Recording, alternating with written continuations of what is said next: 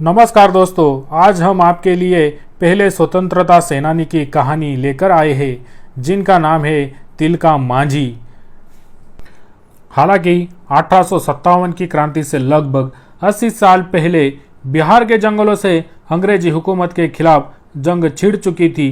इस जंग की चिंगारी फूकी थी एक आदिवासी नायक तिलका मांझी ने, जो असल मायनों में भारतीय स्वतंत्रता संग्राम के पहले क्रांतिकारी थे। भले ही हमें हमारे इतिहास में तिलका मांझी के योगदान का कोई खास उल्लेख न मिले, पर समय समय पर कुछ इतिहासकारों ने प्रथम स्वतंत्रता सेनानी का सम्मान किया है। कौन थे तिलका मांझी, कब और क्यों उन्होंने अपना बलिदान दे दिया? तिलका मांझी का जन्म 11 फरवरी 1750 को बिहार के सुल्तानगंज में तिलकपुर नामक गांव में एक संथाल परिवार में हुआ था। वैसे तो उनका नाम जबरा पहाड़िया ही था। तिलका मांझी यह नाम उन्हें ब्रिटिश सरकार ने दिया था। वे ग्राम के प्रधान थे, इसलिए उन्हें मांझी भी कहा जाता था। तिलका मांझी ने हमेशा से ही अपने जंगलों को लूटते और अपने लोगों पर अत्याचार होते हुए देखा था। गरीब आदिवासियों की भूमि, खेती, जंगली वृक्षों पर अंग्रेजी शासकों ने कब्जा कर रखा था।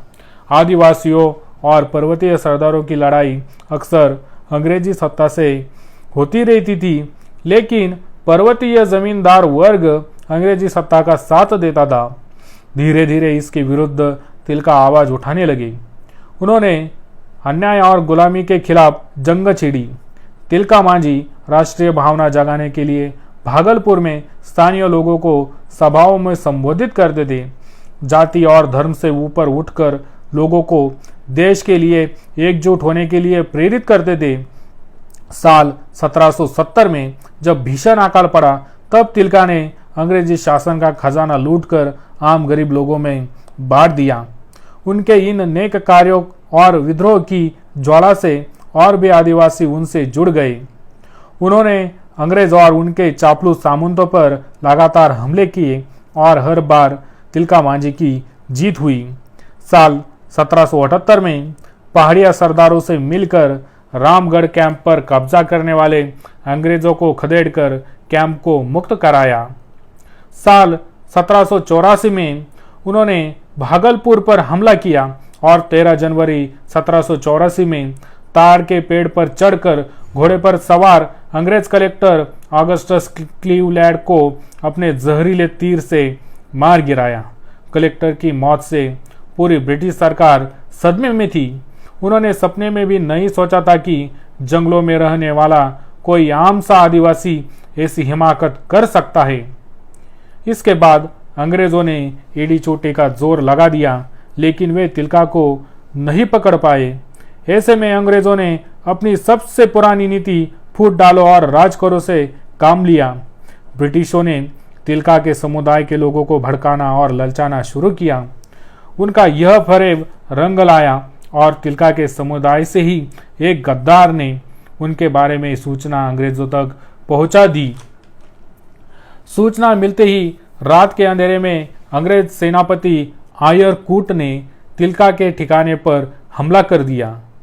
किसी तरह से वे बच निकले और उन्होंने पहाड़ियों में शरण लेकर अंग्रेजों के खिलाफ छापेमारी जारी रखी। ऐसे में अंग्रेजों ने पहाड़ों की घेराबंदी करके उन तक पहुंचने वाली तमाम सहायता रोक दी। इसकी वजह से तिलका मांझी को अन्न और पानी के अभाव में पहाड़ों से निकलकर लड़ना पड़ा और एक दिन वह पकड़े गए। कहा जाता है कि तिलका मांझी को 4 घोड़ों से घसीटकर भागलपुर में लाया गया और 13 जनवरी 1750 को उन्हें भागलपुर के चौक में एक बरगद के पेड़ से लटकाकर फांसी दे दी गई।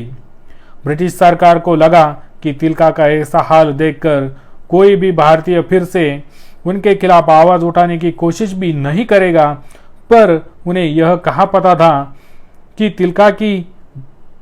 तिलका के बाद भी न जाने कितने आज़ादी के दीवाने हंसते हंसते अपनी भारत माता के लिए अपनी जान न्यौछावर कर देंगे। ऐसे थे हमारे तिलका मांझी, जिन्होंने भारत के स्वतंत्रता संग्राम में क्रांति की चिंगारी डाली।